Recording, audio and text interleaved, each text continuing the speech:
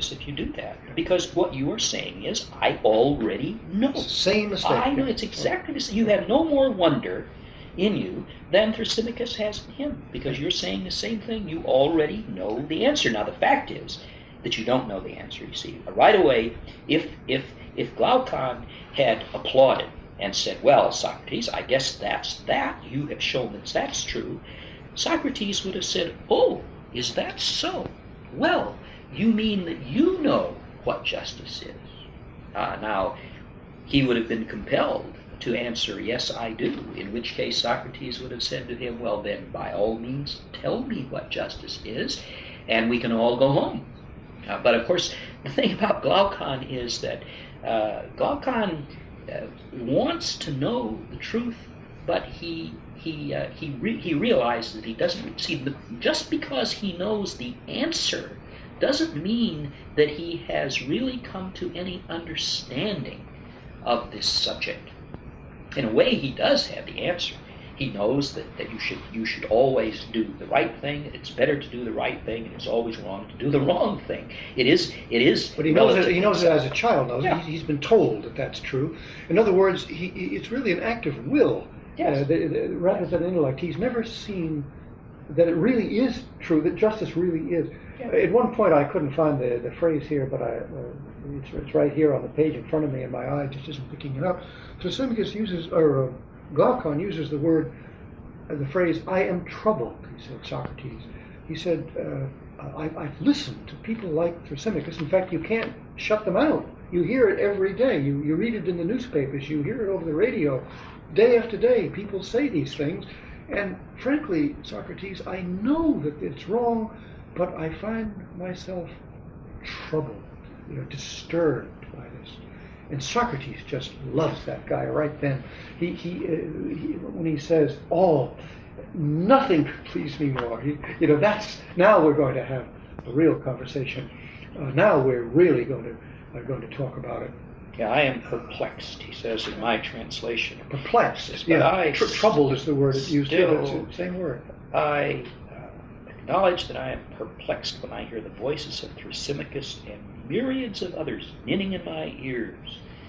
And on the other hand, I have never heard superiority of justice to injustice maintained by anyone in a satisfactory way.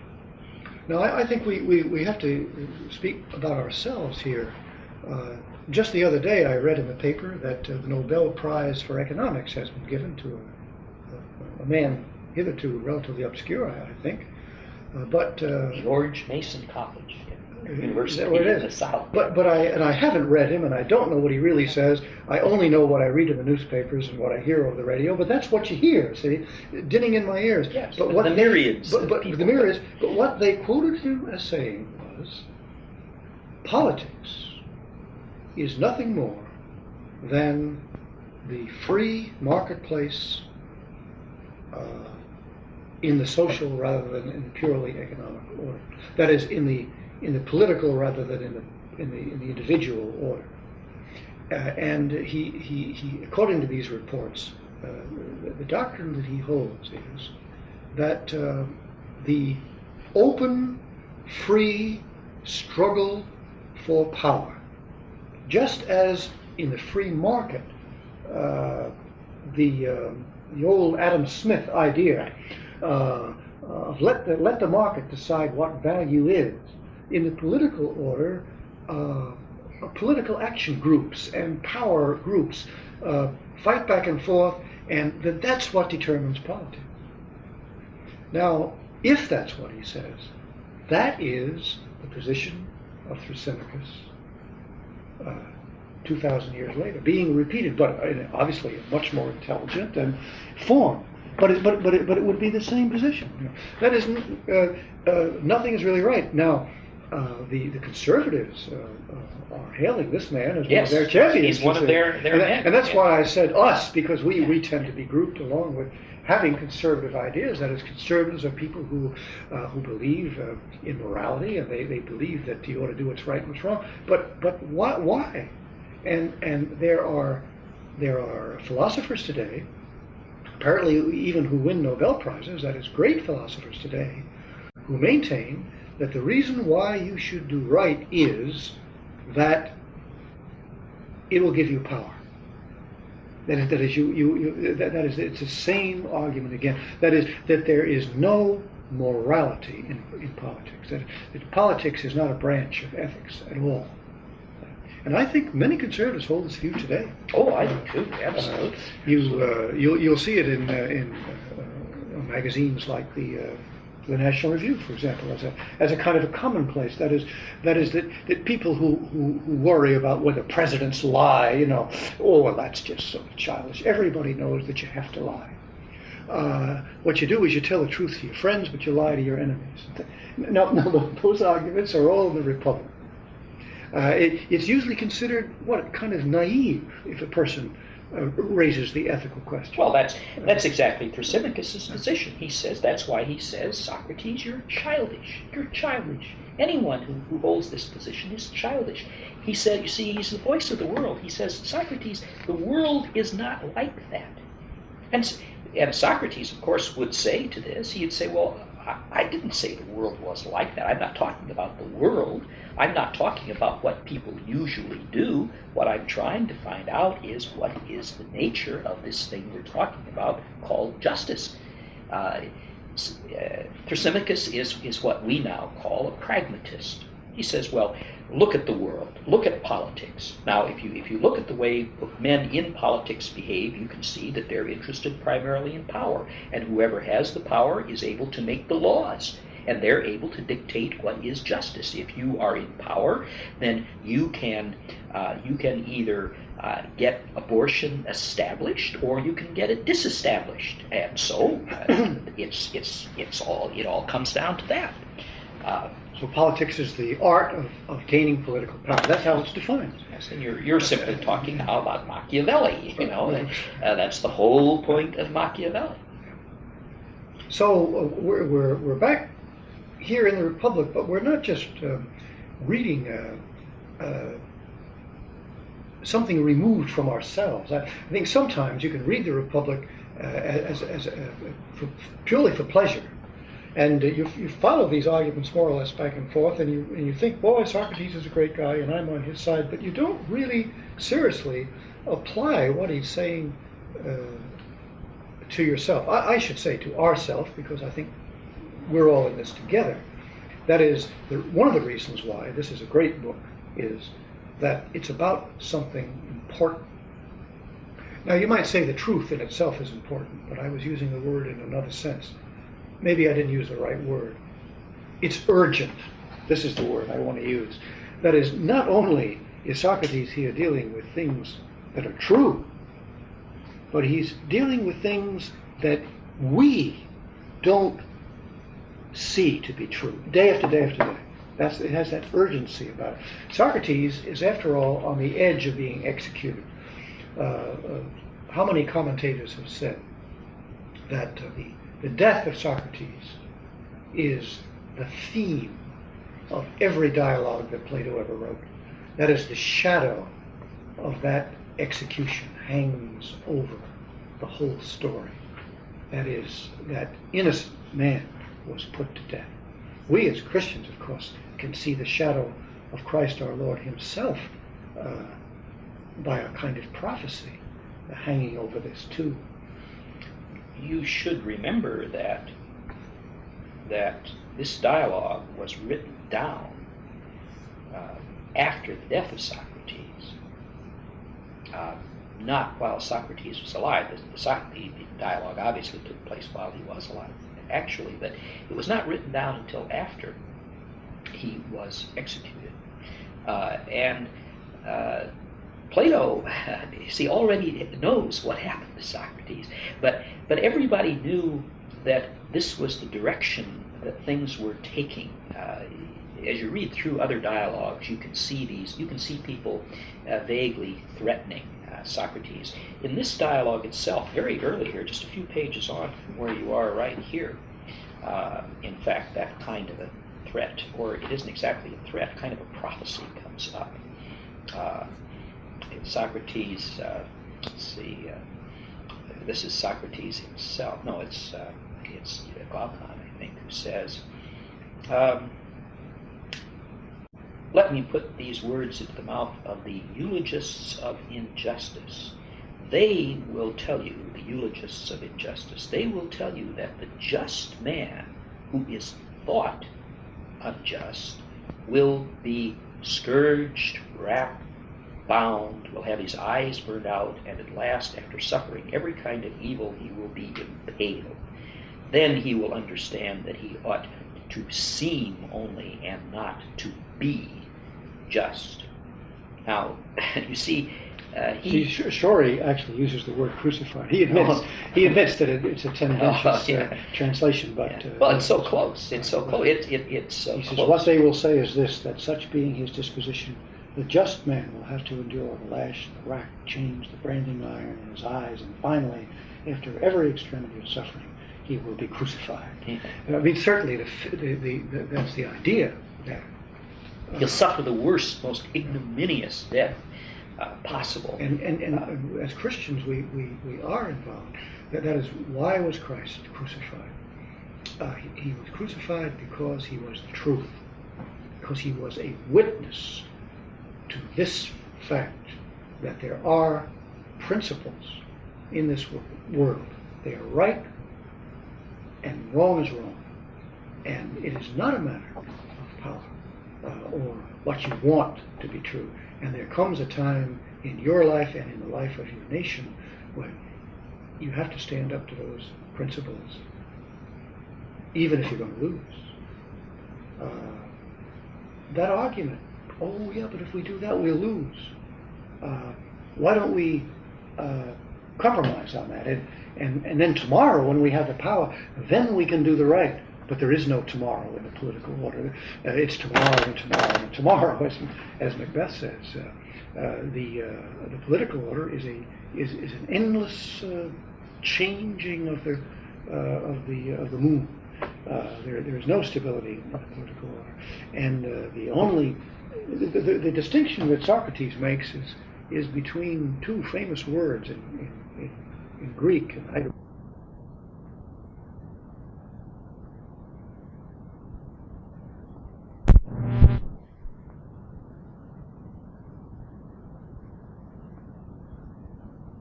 social contract, that's a modern phrase, I guess. Was it invented by Rousseau? It was used by him. I don't know whether he invented it, but he wrote the book of that title. Yeah, that's was written in the 18th century. But Plato now takes up that question. These people argue that the origin of justice is simply a compact that people make as a kind of a truce in a war. That is, what they say is, well, look, we'll tear each other to shreds. If you want to get what you want and I want to get what I want, we'll kill each other. And neither one of us will get what he wants. So why don't we sit down and draw up a contract and say, well, honesty is the best policy. That is, we'll draw up here a thing where we'll say, well, you won't steal from me and I won't steal from you. And the reason is that I don't have the power to steal from you. If I did, of course, I would. But since you're pretty strong too, and I might lose, what I'll say is, okay, we'll do unto others as we would have them do unto us. And that is the reason for morality. Now that is not. You see, Socrates says, boy, that's a terrible idea. What you're really saying is we'd all murder and lie and cheat and steal, but we're afraid. We're just cowards. And we know we can't get away with it, and so we'll draw up a thing we call a contract, and that will be our government. That will be our constitution. That will be our law. The idea is enunciated very clearly by Thomas Hobbes before Rousseau. Rousseau is a much more subtle man, I should say, than Thomas Hobbes was. Hobbes is somewhat earlier, the English philosopher, and his great book was called the Leviathan, the great monster, the Leviathan from the Bible. He takes his name from there. It's a very, very telling kind of brilliant metaphor. And he says that's the state, and it's created by man. man creates the state. Because, exactly as Mr. Senior says, he is afraid of his neighbor. Man, this is based on a fundamentally negative idea, pessimistic idea about the nature of man. Man is by nature rapacious, and he strives for power. That's the essential quality of human nature, is the struggle for superiority and for power. And therefore, you have to create, he says, the natural condition, the state of nature, as he calls it, is a state of war. Now, the only way that you can have peace is for each man to give up some of his rights to the state. And then the state will create a police force and a system of courts and justice to maintain order in the state and prevent people from killing each other and stealing from each other. And that has become something like the almost universally accepted idea of the origin of the state. And once again, we find that is Glaucon is describing he's giving the idea of the nature of the state and the nature of all political activity. That is simply the prevailing idea, and it's still the prevailing idea. I'm afraid, as I say, it's our idea that this is why the dialogue is so urgent. The reason why you must read this book is this: it will shake your complacency. That is, when you get through reading this, you may not end up knowing what justice is. You may not end up being convinced that a lot of the things that Socrates says is right or are right, but you'll know one thing. And I think that is the end that Socrates has in mind. He wants to shake us out of this complacency. You may put it this way: the shadow of Socrates' death hangs over every word that Plato writes. That is, he sees that if this view of ethics and politics and everything else, as a matter of fact, prevails, then the consequence will be the execution of the just man. That is, there will be no way that Socrates will prevail. And we as Christians can see that there's no way that Christ can prevail. That is, the truth, the good and the truth cannot prevail. I'm just going to say, before we go forward to, because we're going to be talking about this, I think, for the rest of the next, we'll have to put it in the metaphor of tapes, for the next 3 or 4 tapes. I was going to say for the next 3 or 4 weeks. But I think it is important, just for a moment, to throw back to that line that I quoted when Socrates says, when he listens to Glaucon, he says, "Nothing could please me more. For on what subject would a man of sense rather delight to hold and hear discourse again and again?" That is, this touches on what we began with, the poetry of this occasion. That is, what Socrates really says here is, what delights me is that we have a conversation about these things. That we discourse about them on a serious, high level among friends.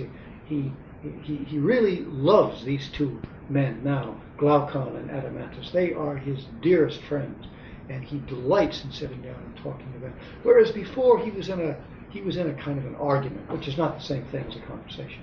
That is, the thing about Thrasymachus is you can't really delight in talking to him. Well, we say he simply has a bad will. You can't really talk to the bad-willed man. I think a lot of people make mistakes about this. They think that if you just talk to the bad-willed man long enough, and give him enough arguments and enough statistics and enough data, that you can overcome his bad will. You're going about it in the wrong way. One of the things we had to contend with at the university here, and it would be true at any university in the nation, critics were always saying to us, well, you people come into class and you sit down and you talk about these things, but you're friends. Now, education, they would say to us, is essentially a debate. Why don't you get somebody who holds the other position and allow him to come into your class and maintain that position? And we always said, well, if we did that, that would be an endless prelude to the course. That is, we'd be always going over and over the battle with Thrasymachus. And in doing that, we would be teaching the students that is what education and what philosophy is. We dispute that. We would be actually teaching them something. That is that clash of opinion, that is essentially what educators do. It's essentially what the educated man does. That is that education does not somehow is not conducive to friendship, but that it is rather conducive to a kind of antagonism. It's a war, isn't it? It's a war. Okay. And that you're conceding the position of Thomas Hobbes. That is, that the natural state is a state of war, and that's precisely what people who hold this view about education say. Is, well, that's essentially what education is. You get two people in there with irreconcilable views, opinions, which they hold, and they will never change. Because, of course, if they changed, if in the middle of the argument, in the first class, and you had this imaginary antagonist in there, and he said, in the middle of the thing, he said, well, by George, you're right. And then they have to get somebody else. I never thought of it that way. You're absolutely right. I don't know why I never saw that. Well, you'd have to kick him right out of that class. There's an ambiguity in the word dialectic. These are dialogues that Plato wrote. And Plato, in some of his dialogues, talks about a mode of reasoning which is called dialectic. But in the modern world, the word dialectic has changed its meaning again. Marx uses it, and before him, the German philosopher Hegel. And the modern use of the word dialectic is precisely that. It's a clash of opposing opinions. And out of the clash of A and B comes some kind of synthesis known as C, but then immediately the process is repeated because somebody will clash with that. And so they think of education, politics, and everything else as being this endless clash of opposites. Now, that is not what Socrates does. No, absolutely not at all. And yet you hear it said that he does. I've heard people say, well, why don't you follow the Socratic method? And we'd say, well, what's that? And they'd say, well, the free, open clash, the marketplace, as the Nobel Prize winner seems to say, the marketplace of ideas, exactly as in the economic order, they argue there should be this free competition. Isn't that the word they use? Free competition. Well, you notice again how the idea of the will and power has entered back into the discussion. You see, the minute you say war, clash, controversy, competition, right away you're talking about two people who are out there fighting against one another. What became of the idea that there's something to be known, rather than somebody, an antagonist to be overcome? That's we alluded once briefly to the idea of debating. The debate, and this is what Thrasymachus thinks that he's engaged in, is a debate. He says, well, what we need here is a jury. He said, who's going to decide who's right, who wins the argument? You see, there has to be a winner in an argument, according to Thrasymachus' way of thinking, because he thinks that there's a power struggle, and you have to get somebody to award the prize to the person who's made the best argument. And Socrates says, well, what we can be. We ourselves are the ones who will decide. He says, I want you. Yeah, he says you. He says, That's I exactly. want you. Because what he means is, I want you to see, that this is true. Semicus doesn't understand that at all. No, it's like my idea of the man who comes in and I used to debate myself in high school. I found high school very boring. There wasn't anything to do with it. There was certainly very little to be learned in high school. And I took up debating, and I got to be very good at it. I don't say that to boast, quite the contrary. But I had a debating partner who was very ineffective as a debater. He was a very good friend of mine. And many years later, I found out why he was so ineffective. He didn't have the desire to win. I always had the desire to win. I wanted to mow my enemies down, and I could beat them. It didn't make any difference which side we were on. You take one side one week and another side the next week, and it all has to do with how effective your arguments are, or how effective you are as a speaker. And this partner of mine, he finally confessed to me many years later. He said, and my heart was never in debating. He said, I'd get up and present my side of the case, and then I'd sit down, and the other guy would come up and present his side of the case, and I'd listen to him, and I'd say, I think he's right. He'd be convinced by the other guys. And you can't be a debater and do that. Then you have nothing to say when you come up to refute your enemies. But he was right, of course. He was right. That is, he was trying to really grapple with the issue. And obviously, in a debate, if you do that, you're lost. You're no longer in the spirit of debate at all. It's kind of amusing because later on in this same book, I'm leafing through. With tapes running out, you kind of hear Time's winged chariot here, and you hate to mess around. But there, do we? Okay. I'm looking for a passage when further on in book 2, when Socrates begins to talk about the state itself and the republic itself.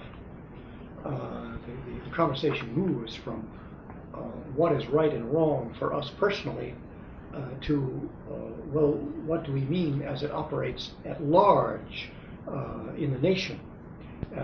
And he starts talking about education, and he says that one of the things that we're going to have to do is get rid of the received material. That is, get rid of, in a way, he says, one of the things we're going to have to do is get rid of our tradition. And he actually, no, it was in book 3. That's why I couldn't find it. It's on into the next book. But he says one of the things we're going to have to do is get rid of poetry. This is one of the most famous things that Socrates says, because he says poets are always spouting opinions, and they don't really deal with philosophic truth. And at one point, he says, just listen to this. Look, he said, how bad even Homer is. Now, of course, we know we're supposed to censor pornography, and we know we're supposed to get rid of of trivial things and silly things, of course. But he says even the greatest poets really are no good because they don't represent things as they ought to be.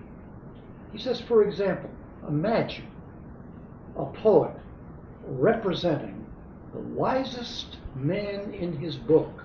Now, that's Odysseus, and the poet is Homer.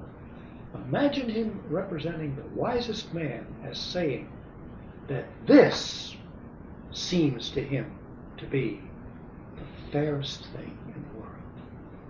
And then he quotes these lines.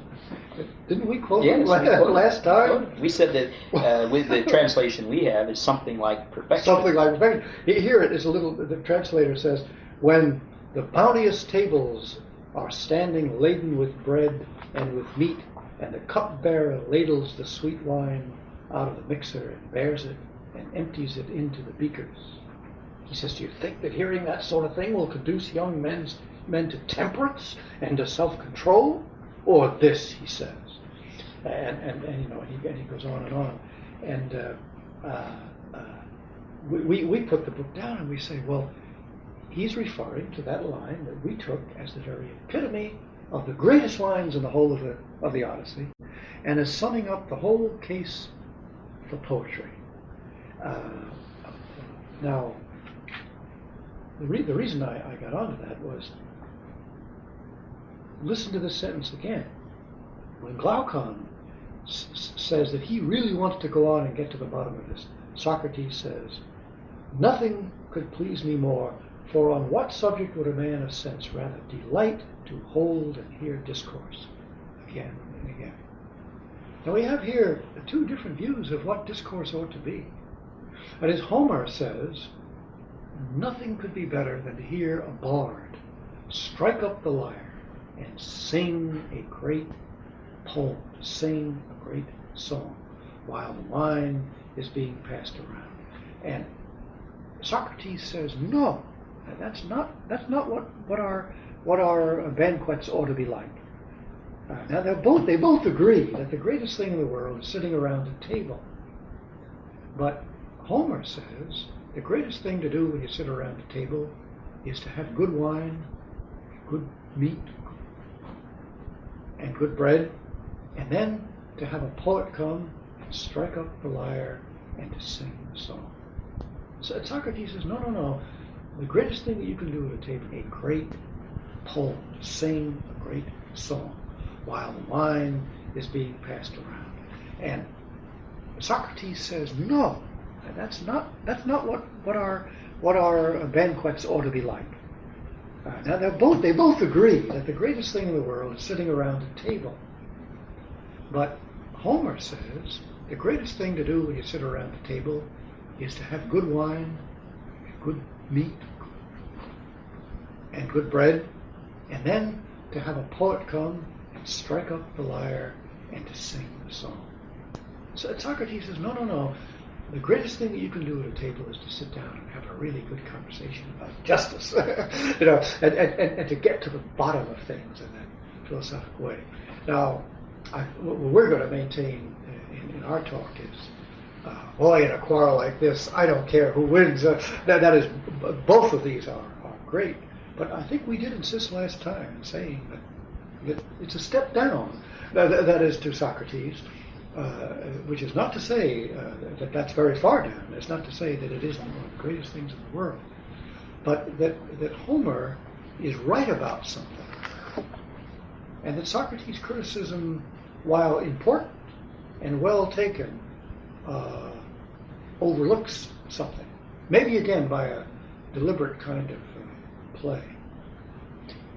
Yes, I think just by way of aside, you should bear in mind that if you were to read all of the works of Plato, where Socrates speaks, as he so often does in those dialogues, you would find him saying rather different things from time to time about poetry. This is one of the troubling things about Socrates. This is very famous, of course. His criticism of poetry in the Republic is very famous. But I think probably you ought to read the very last dialogue, the Phaedo. I think it's the Phaedo, where Socrates is found, or is it in the Crito, where he's found in his cell at the end of his life, putting the that's the Crito, I guess, because that's the very putting the fables of Aesop into verse. He's writing poetry, right? And he's writing a hymn to Apollo. And he says the reason he's doing that is that once he was told by his spirit, this God who speaks to him, he was told that he ought to make music And he said, I always interpreted that as meaning philosophy, because philosophy is the highest kind of music. But he said, I'm not so sure. He said, just to be safe, he said, he really does say this. He says, just to be on the safe side, I've decided that maybe I had to write some poetry to Apollo, a hymn to Apollo, and also who's the god of who's the god of poetry. music, and just to be sure, that perhaps I've been wrong about that interpretation of the thing. It's very strange, but he really did do that. There as he was dying, he was thinking about that very. So he wasn't making a joke. This is what I think people mean by Socratic irony. And again, you said he wasn't making a joke. Here he's making the joke. Yeah. I think that is. I do believe that this is one of Socrates' deep philosophical jests. That is, he's very serious, but at the same time, there is a joke involved in the seriousness. Socrates is never more serious than when he's joking. When he's joking. Yes. That is the play that comes in here. For one thing, look how he quotes those lines from memory. That is clearly he loves those lines, otherwise he wouldn't be able to quote them. He knows them by heart. When the bounteous tables are standing laden with bread and meat, you see. But he is holding Homer up to a philosophic light here, and saying, there is something about the poets, that they don't really know what they're doing, and they do have to be judged. There's something, if music is the language of love, and love takes precedence over knowledge, we were arguing that last time, that from the point of view of perfection, love is closer, because perfection is something always higher and always beyond us, and we can never really grasp it. And so our love runs ahead of our knowledge. That's true. But Socrates insists on making this point. You have to have knowledge too, otherwise love will run away, and you won't know whether it's higher or lower. That is, there is a kind of judgment that knowledge makes about love, and holds its reins. That's very important, and that's why he insists that poetry be censored. Now, in the Republic, he makes the case such as to be almost preposterous, but I can't help but think that it's a kind of a joke when he says, "What would this do to a young man's temperance?" As if to say, "What a terrible poem to give a young man the Odyssey. He'll go out and become a drunkard if he does that." The editor here, Mr. Shorey, I've mentioned his name 2 or 3 times because most editors, I must say, are just terrible people. They give the most abominable footnotes. But this fellow is very good. He's very, very bright and very funny. He's in the conversation. And he loves Plato, and he argues. Yes, he's in the conversation. That's exactly right. He refers at this point to a dialogue by a secondary classical writer named Lucian. Lucian. Lucian. Now, Lucian is not a great writer, but he's awfully good. He lived in the 2nd century A.D. That is, he lived on into the times of the Christian times of the Roman Empire, although he was not a Christian. There's no evidence that he was. But he was a famous rhetorician, and he went around giving speeches and talks and so on. And he wrote a series of parodies of the Platonic dialogues, which are just hilariously funny. And he's got one called The Parasite. And in this dialogue called The Parasite, he says at the beginning, there's a big argument in the world between philosophers and poets and rhetoricians. There's an art, he said, known as dialectic. And there's an art of rhetoric, and there's an art of poetry. And they argue endlessly about which one of these is the best. Now, I'll tell you, he says, one which is really the best. He calls it parasitic. Now, at one point in the dialogue, finally, the man he's arguing with, and it's a beautiful parody of Socrates arguing with anybody in the world, this fellow says, well, do you have do you have a definition? Remember, Socrates insists that you can't go anywhere without a definition. So he says, well, yes, he says, give us a first-class definition of parasitic. And Simon, who is the Socrates here, says, it seems to me that the definition might be best expressed thus. Parasitic is that art which is concerned with food and drink, and what must be said and done in order to obtain them, and its end is pleasure. And Titiades says, that to my mind is a tip-top definition of your art, but you better be very careful whenever you use the word end, because you're going to get into an argument with the philosophers. That is, what is the telos? What is the end of the whole thing? And Simon says, it'll be quite sufficient if I can show that happiness and parasitic are the same, because happiness is that which has to do with the end. Now, this fellow, Lucian, has read. He's read his Aristotle and his Plato here. You know, he's a very learned guy. So he says, what I'm going to show is that parasitic and eudaimonia, happiness, have the same end. And I can prove it immediately this wise. Homer himself, admiring the life of a parasite, on the ground that it alone is blessed, says.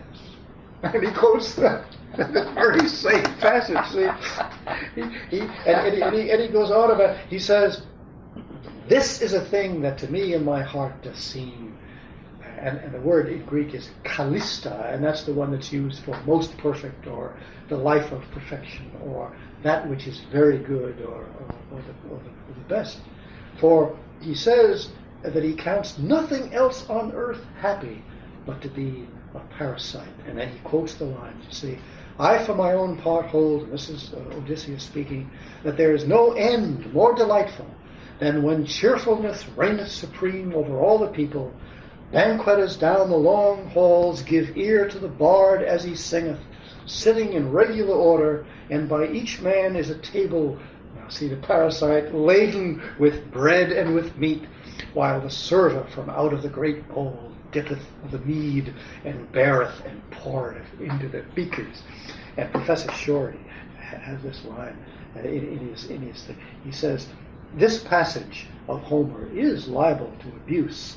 See the use made of it by Lucian, see, in the parasite. Well, I think we have to read the whole thing in this context. Sure, I mean, you could make fun of it, but obviously that's not what Homer was talking about. And if you want to pick up the other footnote, he says very slyly, for the other view, see Aristotle. Now, didn't we already talk about this? Or did we talk about it somewhere else? My memory. We talked about it once, but I can't remember whether we talked where, about it in this series. In this series, or did we or not? That is, at the very end, I think really what we ought to say here is read the entire 8th book, which is the last book of the Politics, where Aristotle talks about education. And he says there are 4 subjects of education. We started. Didn't we start out with that? That is letters, gymnastic, right, music, and drawing. And he says particularly important is music. And he puts it this way. He says, most people take part in music merely for the sake of pleasure. But those who originally included it in education did so because, as has often been said, nature itself seeks to be able not only to engage rightly in business, but also to occupy leisure nobly. For to speak about it yet again, this is the first principle of all things. I'm sure I read that aloud, and we talked about that for an hour. Mm-hmm. And Aristotle here doesn't just say this is, an important subject, but he says this is the first principle. For if, although both business and leisure are necessary, Yet leisure is more desirable and more fully an end than business. We must then inquire what is the proper occupation of leisure. And later on, he quotes these exact same lines. The banquetter seated in due order throughout the hall may hear the minstrel sing. And he says that this is the purpose of music, and I'm sure I quoted those lines. It teaches men to be able to rejoice rightly. That's Aristotle's conclusion there. So when we go back to Socrates, talking to Glaucon and Adeimantus here, saying, "Oh, what I want to do is sit down here and rejoice with you over this great subject, of justice." He's really carrying out a kind of music. He's really doing what Homer does in a different way. That's what I was going to say. That is that remark of his, which never struck me before. I don't know what made me happen to read it again in the Crito, where he's talking. I think I went back to read the passage because I remembered that he talks there about translating Aesop as one of the last things that he did, and he says there that he's doing this, that he had always been obeying the god, he thought, in philosophizing, because the god said that he ought to pursue music, that was what he ought to do, was pursue music. And he said, well, I always took that to mean pursue philosophy, because philosophy is the highest kind of music. But there is another way of looking at it. I noticed in one of the dialogues, and I can't even remember which one it is, it's one of the minor dialogues, that Socrates said that he was going, or he'd just come from taking flute lessons. He has a music teacher. He's a very old man. He's still taking music lessons. He condemns the flute here. He has a master. In the Republic, I think it's the flute. He condemns the flute. I know. But I hear it's one of those minor dialogues that I've never even read. I don't remember that at all. I don't think it's a dialogue I've never read before, and I sat down and read it because I had never read it. And he says that he just meets somebody. He says, "Well, I just come from so and so who's my master," and I think he said the flute. And you just say, well, really, the references to music and the quotation of poetry, this whole dialogue starts, you might remember, from remembering a poet who said that justice is the giving of each his due. Each his due. That's where the whole dialogue started from. Simonides, yeah. The Simonides, a quotation from a poet, and that principle is never exactly repeated again, but it's true. That's the correct definition. I mean, that's the definition that Aristotle invented. It isn't at the end; it's at the beginning, isn't it? and there it's cited at the very beginning of the dialogue, and everybody just pays no attention to it at all. I suspect that Socrates would have, if you'd have asked him if he would have been willing to give you a definition, that would have been the one he would have given. But he doesn't, of course, want to start with it. He never starts with a definition. I mean, not with it. But that's part of the poetry of this whole book.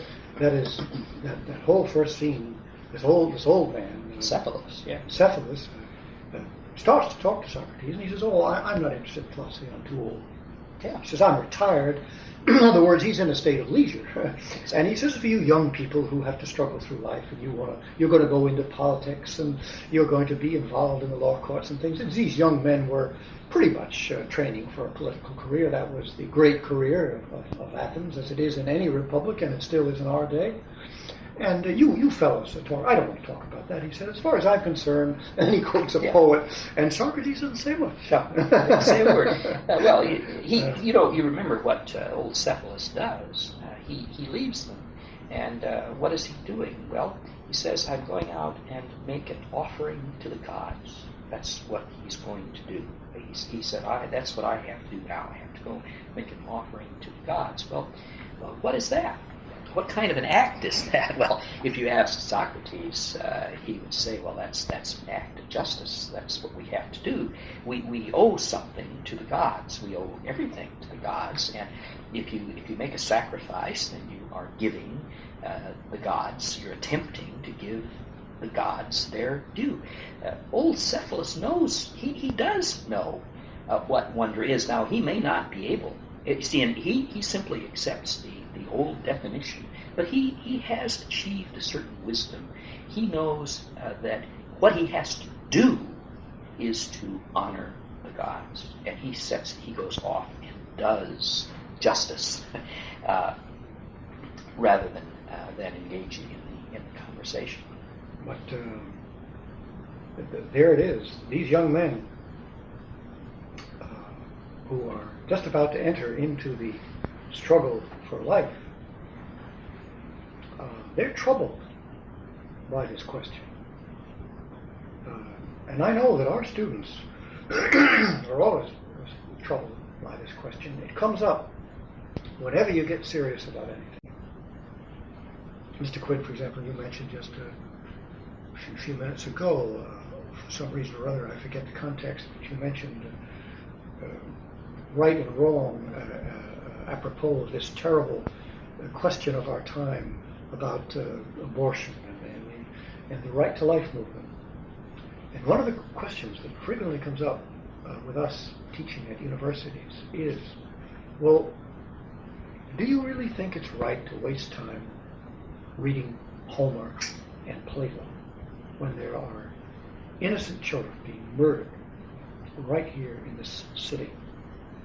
That is, why don't we come down off this hill, this academy, when we sit up here in this ivory tower, and we sit here and we read these books and we leisurely go on and on talking about this great discourse and that Socrates says is the most delightful thing in the world, when down there at the foot of the hill there are clinics and hospitals where babies are being murdered. Let us go down and let's get that job done. And after we get that job done, maybe we'll come back. But that this is certainly no time for the kind of thing that you are talking about.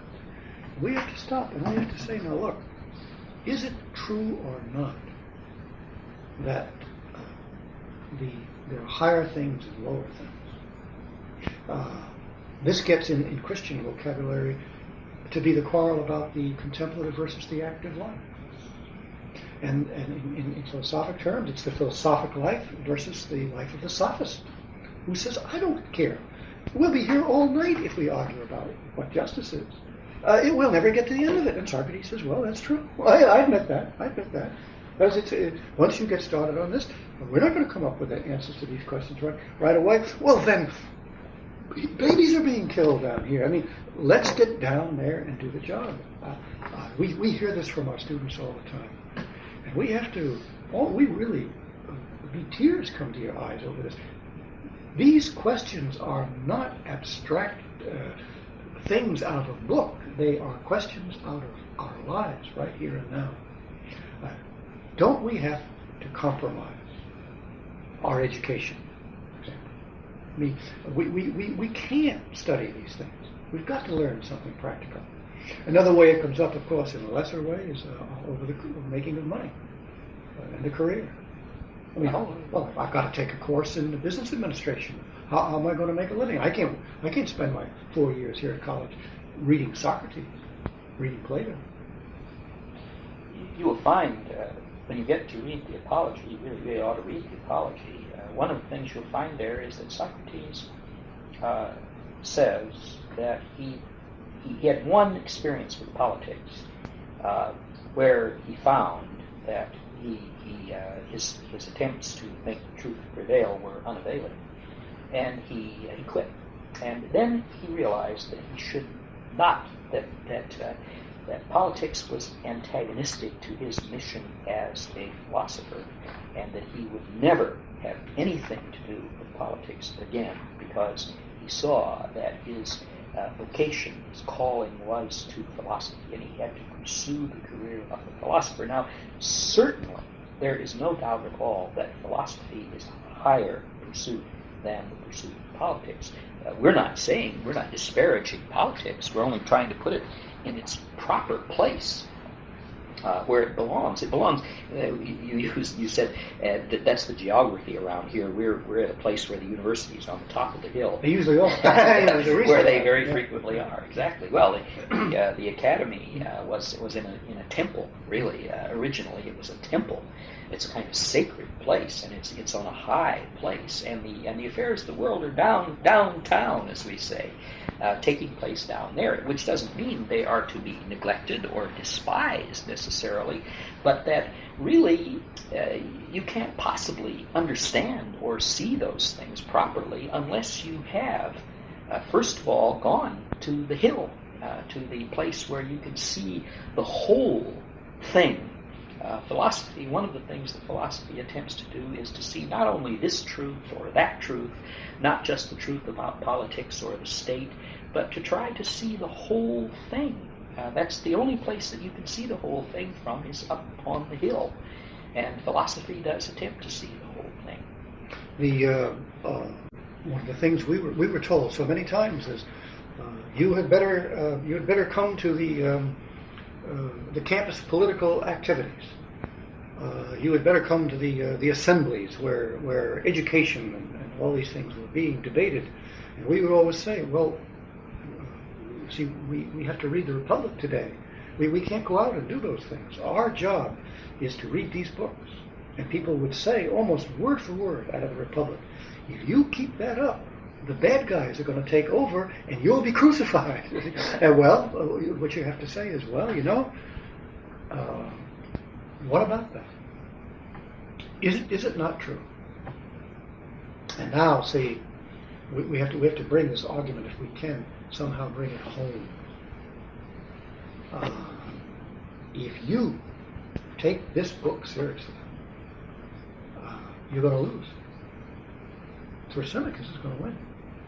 Thrasymachus believes in winning the race, and nothing but winning the race. He doesn't believe in winning it rightly.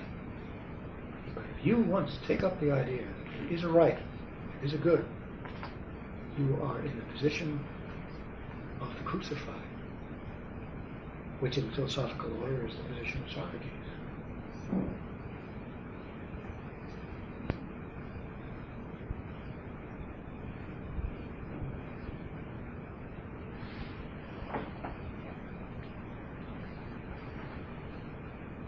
We're so afraid of running out of time now that we're silent, because we realize that it would be wonderful if you could end on the right note instead of in the middle of a sentence. But the better part of the kind of conversation we're in is not perfection, I think.